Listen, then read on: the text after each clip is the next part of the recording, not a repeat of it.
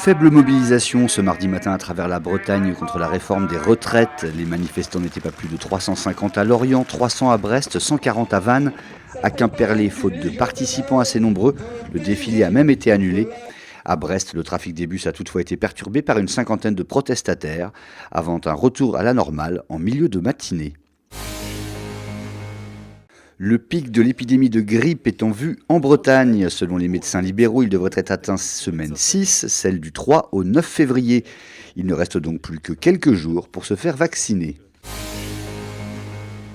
Non, les Bretons ne sont pas les plus gros buveurs de France, en tout cas pas selon tous les modes de calcul. 10,7% des Bretons boivent de l'alcool chaque jour, soit moins que les habitants d'Occitanie, de Nouvelle-Aquitaine et des Hauts-de-France.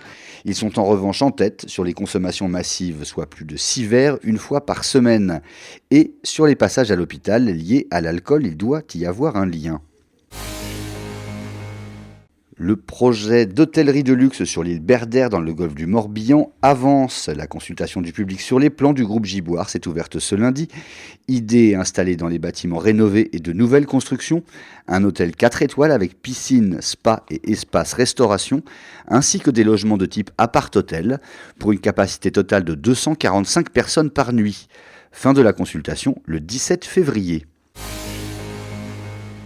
Enfin, un film breton aux Oscars. Le court-métrage mémorable du Rennais Bruno Collet vient d'être sélectionné à la fois pour les Césars et les Oscars. Une énorme surprise selon le cinéaste, même si son film a déjà récolté une quarantaine de récompenses dans le monde. Réalisé en stop motion, une technique basée sur des photos et non des images animées, il sera diffusé à Hollywood le 9 février prochain.